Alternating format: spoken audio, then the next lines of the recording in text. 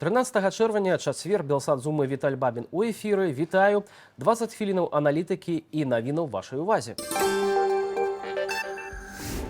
Ніколі не паедзе ў Беларусь, пакуль там пры ўладзе будзе Лукашенка. Рэзкія заявы прэм'ера Арменіі Нікола Пашыняна. Як адрэагуюць у Менску? На заяву Нікола Пашыняна адрэагавала і Святлана Ціхановская, а Ерэван выклікаў з Беларусі для кансультацыяў свайго амбасадара.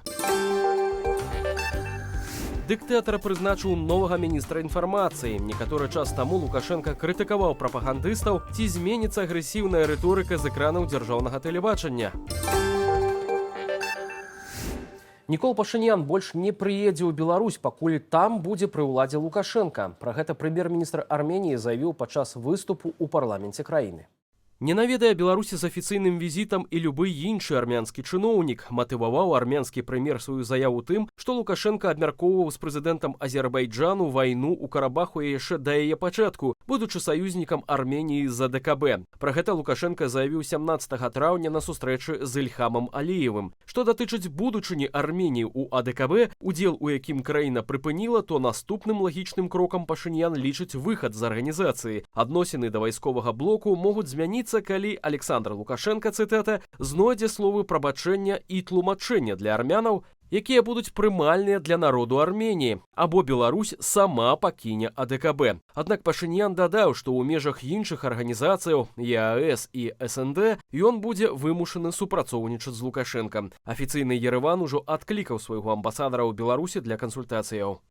Як адрэагуе Менск на гэтыя заявы? Ці давядзецца Ніколу Пашыняну ў будучым сустракацца з Александром Лукашенкам? Пра гэта ды не толькі мы паразмаўлялі з палітолагам Рыгорам Ніжнікавым. Спадар Рыгор, вітаю вас. Вітаю.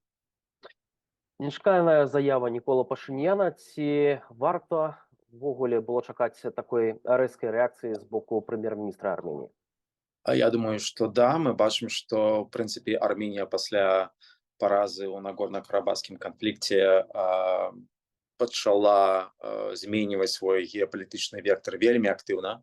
І ў дадзеным выпадку, канешне, для Пашыняна лепей казаць такія рэчы пра Лукашэнку, чым пра Пуціна. Гэта больш бяспечна, але ўсе добра ведаюць, што галоўны акцэнт, галоўны вінаваты у паразе Арменіі ў дадзеным становішчы гэта Владзімір Пуцін. Тым не менш, Нікола Пашынян сказаў пра тое, што Лукашенка нібыта выказваўся пра рыхтаванне вайны ў Нагорным Карабахе, то бок гэтыя словы былі адрасаваныя непасрэдна дыктатару Беларусі.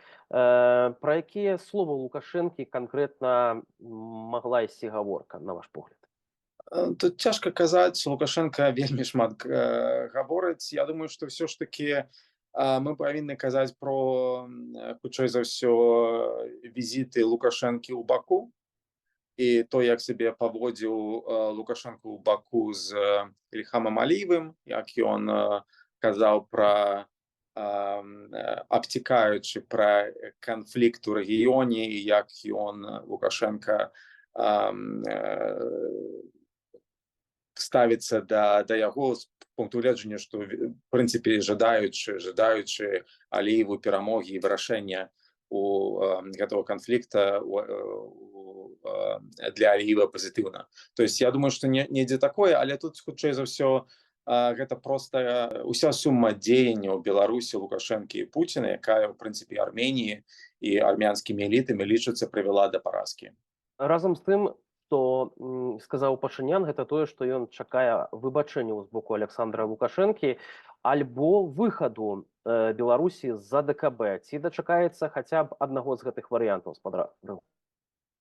Не, гэта немагчыма. Я думаю, што Беларусь не выйдзе і Лукашенка прабачэння шукаць не будзе. Лукашенка грае сёння ролю пуцінскага цербера. Ён часта кажа тое, што Владзімір Пуцін сам казаць не хоча, ці не бача сёння неабходнасці казаць, прагаворваць гэтыя рэчы. А вось Лукашенка, добра ведаючы пазіцыю Пуціна, абмяркоўваючы часта розныя пытанні з Пуціним, сам-насам проста кажа ўслых то, што Владзімір Пуцін вырашае часта прамаўчаць. Таму выбачацца ён не будзе. Разам з тым Нікол Пашынян казаў пра тое, што не паедзе ў Менск, не паедзе ніводны з армянскіх чыноўнікаў у Менск і сустракацца з Лукашэнкам ён не будзе. У рамках АДКБ зразумела, што гэта будзе немагчыма, аднак у рамках іншых нейкіх звязаў, у тым ліку СНД, такія сустрэчы могуць быць. На ваш погляд, як будуць складвацца адносіны паміж Пашынянам і Лукашэнкам, і ці ўвогуле такія сустрэчы могуць адбыцца бліжэйшым часам? Хутчэй за ўсё, сустрэчы адбудуцца ўсё ж такі так. З еўразійскай эканамічнай прасторы Арменія не можа сабе дазволіць выйсці зараз. Усё ж такі армянская эканоміка занадта завязана на расейскую, і такога шоку яна не вытрымае. Таму сустракацца з тым жа Лукашэнках на самітах сумесных яму прыйдзецца. Галоўнае, я думаю, ўсё ж такі тое, што я лічу, што гэтыя заявы яны накіраваны на Маскву, а не на Мінска. То есть агучваць гэтыя словы датычна Лукашэнкі нашмат прасцей, чым казаць гэта пра Пуціна і пра Маскву. Таму ўсе добра разумеюць, што хоць Лукашенко стаў галоўным, на Лукашэнку гэта вербальна накіравана, то сэнсоўна гэта накіравана на Маскву. А што датычыцца АДКБ, то Арменія ўжо байкатуе, Арменія ўжо не ездзіла на апошні саміт, Арменія ўжо доўгі час паказвае, што яна да АДКБ хоча мець як мага меней дзеяння, і галоўнае, што АДКБ і Арменія ў гэтым плане лічу, што АДКБ не выканала сваю ролю з 2020 года. Таму сэнсу Арменіі ў АДКБ сёння не мае. То бок можна чакаць хуткага выхаду з гэтай арганізацыі? Выхаду не, таму што ўсё ж такі, а куды Арменіі дзевацца? То есть мы бачым, што быў бы сэнс, калі бы Арменія магла замяніць адзін блок на іншы. То бок знайсці сябе нейкі альянс іншы, знайсці іншую знешнепалітычную падтрымку, геапалітычную падтрымку, але сёння няма. І Арменія ў цяжкім становішчы, таму што мы бачым, што яна, у прынцыпе, не мае добрых стасункаў ні з кім у рэгіёне, яна з'яўляецца дагэтуль пад беспековай пагрозай. Еўразвяз ніякім чынам і НАТО не могуць дапамагчы. Таму адзінае выйсце у Пашыняна гэта працягваць балансаваць у такім ад Масквы, але ж працягваючы ваенна-палітычную залежнасць эканамічную ад Масквы. Арменія шукае сабе пры Пашыняне новых харуснікаў геапалітычных у свеце ўжо амаль што 4 гады, і нічога не атрымліваецца. Таму, на жаль, сёння Арменія знаходзіцца ў пастцы. Ці будзе нейкая рэакцыя з боку Александра Лукашэнкі і Владзіміра Пуціна на гэтыя словы? Я думаю, што беларускі бок павінен адрэагаваць. То есть мы можам мець нейкую ноту, можа беларускі пасол будзе адкліканы з Еревана для кансультацый, але ж я думаю, што Маскве рэагаваць ніяк на гэта не даспадобы. То есть Масква лічыць, што Арменія знаходзіцца ў безвыхадным становішчы, ей некуда ісці, некуда нечага рабіць, і рэагаваць на такія словы да Лукашэнкі. Я думаю, што Пескова, канешне, спросіць, Песков адкажа, але нейкіх істотных мераў прынята не будзе. Разам з тым, ужо Арменія адклікала свайго амбасадара з Менску. Ці варта чакаць нейкай дыпламатычнай вайны паміж Арменіяй і Беларусю ў сувязі з гэтымі заявамі?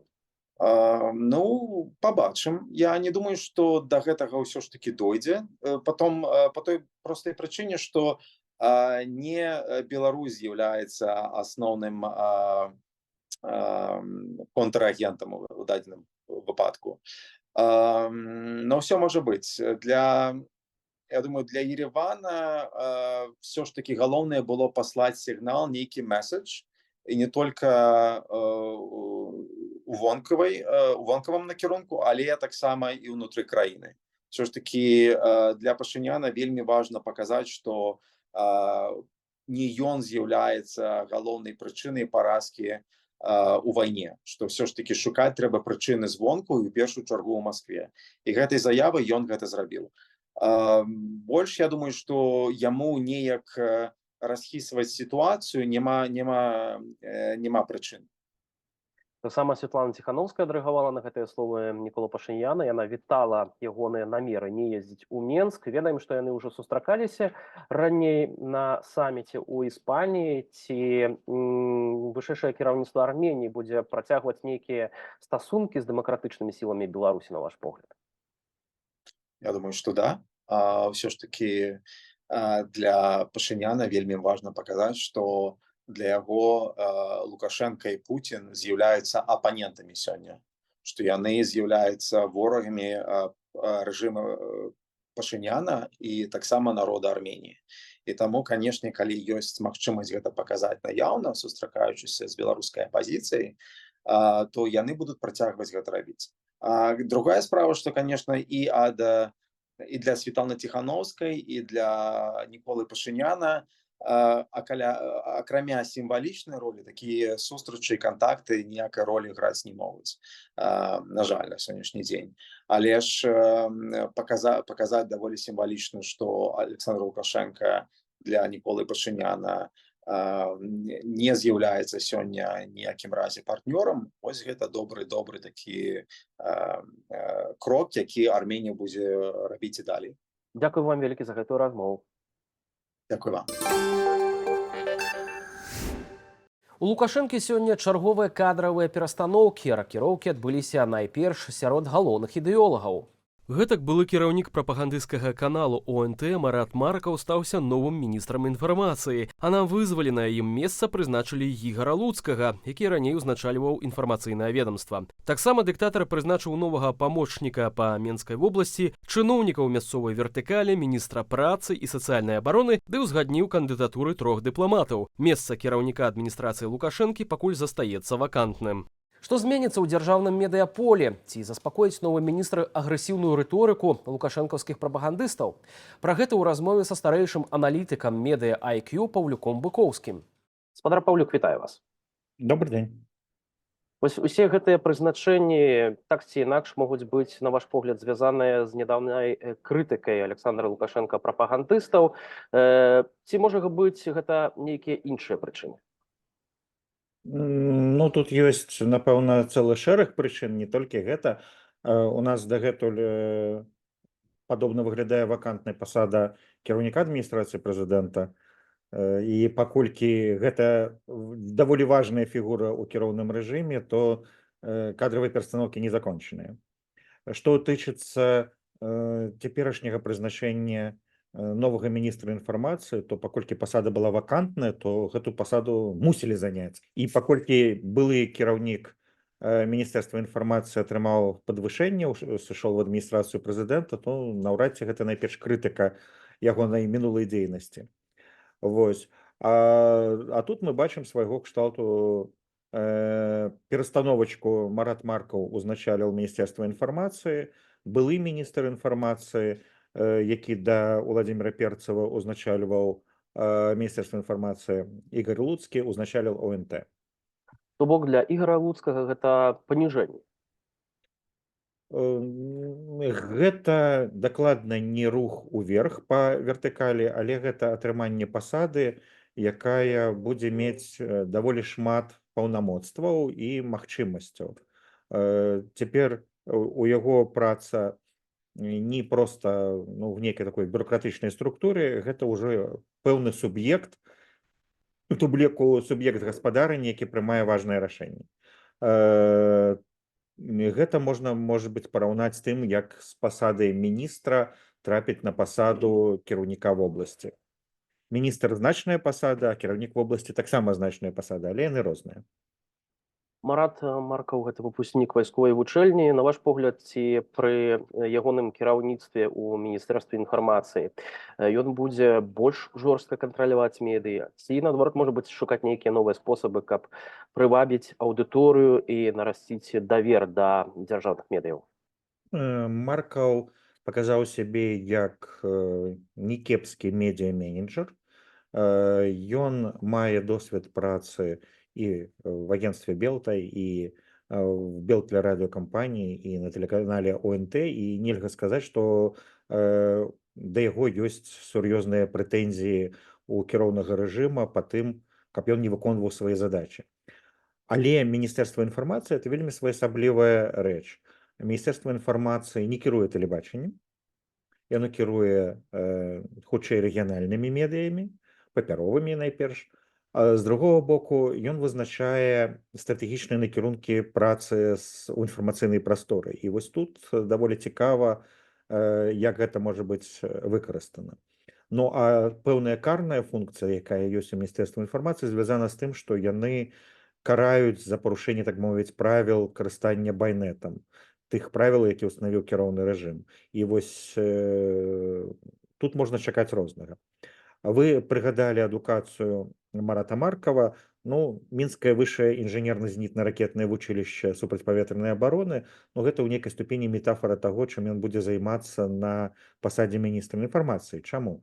Бо яны так і кажуць, што яны змагаюцца з злаякасным замежным уплывам у беларускай інфармацыйнай прасторы. Ну, вось, баніць, абвяшчаць экстрэмістамі, закрываць доступ да пэўных рэсурсаў, гэта з той галіны, якой ён будзе мусіць займацца па сваёй пасадзе. Лукашенко крытыкаваў прапагандыстаў, маўляў, перагібаюць палку, ці пры новым кіраўніцтве гэтая палка не будзе так моцна перагібацца, як раней, на ваш погляд? Я думаю, што гэта не заўсёды звязана з канкрэтнай пасадай, хто яе займае, бо перад прапагандыстамі стаіць канкрэтная задача, і яны працуюць трошкі па-рознаму на СТВ, на Беларусь-1 і на ОНТ. На ОНТ можа быць больш далікатна для такой звычайнай лаяльнай аўдыторыі, на іншых каналах можа быць больш драўляна. Ну, вось, магчыма, Марат Маркаў можа прапанаваць варыянт не такой дубовай прапаганды, як было пры Перцаве. Але Луцкі таксама быў чалавекам, які мог прапаноўваць мяккія варыянты, але яму давялося прымаць выклік і інфармацыйных спрэчак з Масквой спачатку, потым сінхранізацыі беларускай і расійскай прапагандысцкіх машын, і ўсё гэта адна асоба. Ну а потым тлумачэнне, чаму не трэба ісці страйкаваць дзяржаўным журналістам, ну і чаму трэба захаваць лаяльнасць, нягледзячы на тое, што рабілі сілавікі ў беларускіх гарадах і вёсках. Яшчэ адна цікавая тэндэнцыя. На экранах дзяржаўнага тэлебачання адыёзных прапагандыстаў сталі з'яўляцца сваякі. Вось, напрыклад, дачка Олега Гайдукевіча, таксама дачка былой прэсавай сакратаркі Міністэрства ўнутраных спраў спадарні Чамаданавай. З чым гэта можа быць звязана, спадар Паўлюк? Напэўна, гэта сфера, у якой лічыцца, што навучыць можна кожнага. Яны думаюць, што такім чынам уладкоўваюць сваіх дзяцей на хлебнае месца. Наколькі это эфектыўна? Я не думаю, што все гэтыя асобы будуць паспяховымі. Ну, нават параўнаючы з Маратам Маркавым, які мог трымаць і жорсткую дыскусію, і праводзіць такія цікавыя і безумоўна спрэчныя, недобрыя праекты, як яго перадача «Марков. Ничего личного», але у яе быў пэўны рэйтынг. Ці могуць гэтыя людзі сабраць такую аўдыторыю, як рабіў Марат Маркаў, я сумняваюся. Бо акрамя таго, што хтосьці займае пасаду, ёсць яшчэ тое, ці ёсць яго талент. Вось талент далёка не заўсёды сустракаецца на беларускіх тэлеканалах, хаця працуе там много людзей. Ці ўвогуле чакаць якіх-кольвек рэформаў на дзяржаўных тэлеканалах, а таксама агулам у дзяржаўных медыях вось у сувязі з гэтымі перастаноўкамі? Ну, глядзіце, Міністэрства інфармацыі не адказвае за тэлеканалы. Тэлеканалы – это хутчэй вотчына прэс-сакратаря прэзідэнта. Таму, калі гэтая асоба не мяняецца, то, напэўна, няма падставаў лічыць, што так хутка памяняецца штосьці на тэлеканалах. Іншае пытанне, калі памяняецца кіраўнік адміністрацыі прэзідэнта, будзе ўжо прызначаная гэтая асоба, калі складзецца план, як быць падчас электаральнага наступнага года, то тады, можа быць, і перазбяруць па-новаму всю гэту прапагандысцкую машыну. Але гэта не абавязкова. Даволі часта бюрократычная логіка спыняе все самыя смелыя пачынанні нават у аўтарытарных рэжымах. У вас есть нейкая версия, кто может занять посаду администрации Лукашенко? Я не магу сказаць, але я бы звярнуў увагу, ці гэта зноў будзе сілавік, ці гэта будзе гаспадарнік. Калі гэта сілавік, то працягваюцца старыя тэндэнцыі, калі гаспадарнік, то магчыма пачнецца нейкі новы цыкл, у якім можна будзе разважаць, а раптам яны здатныя мець перамоўную пазіцыю ці штосьці падобнае. Для сілавікоў стаяць іншыя задачы, нацыянальная бяспека, зачыстка і гэтак далей. Дзякуй вам вялікі за гэтую размову. Дзякуй вам, всего добра. Ганна Свірдзенка, забітая мужам некалькі дзён таму, у італьянскай Модані была беларускаю. Пра гэта паведамляе народная амбасада Беларусі ў Італіі.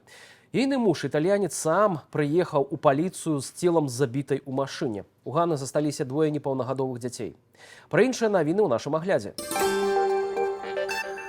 У Польшчы пачала дзеяць буферная зона на мяжы з Беларуссю, якую ўвялі ў адказ на агрэсіўныя дзеянні мігрантаў. Цяпер у 60-кіламетровай зоне забаронена заставацца без дазволу. Яна прасціраецца на глыбіню ад 200 метраў да 2 кіламетраў. Прадугледжваецца, што забарона будзе дзеяць цягам 90 дзён.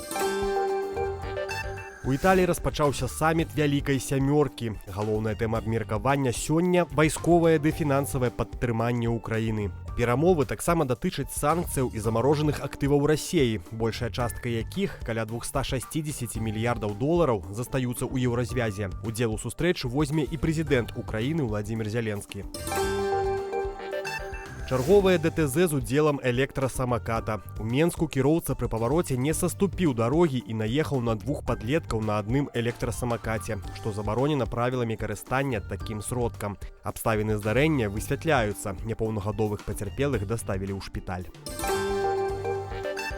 За год у Белавежскай пушчы стала на 40 зуброў меней. Агулам у беларускай частцы пушчы налічылі 690 жывёлінаў. За мінулы год каля 2 дзясяткаў беларускіх зуброў перасялілі ў Башкартастан, яшчэ 2 адправілі ў Кітай. Аднак хвалявацца за папуляцыю жывёліны сімвалу Беларусі прычынаў няма. Аптымальная колькасць зуброў складае да 400 асобінаў. Застаемся ў тэме прыроды. Вяскоўцы на Градзеншчыне уратавалі маленькую казулю, што засталася без маці. Цяпер Молі, такую мянушку ёй далі, прымае сонечныя ванны і прывыкае да разнастайных гарадскіх гукаў. У прыроду яна ўжо не вернецца, таму застанецца радаваць наведнікаў заапарку. Прапануем парадавацца і вам без каментара.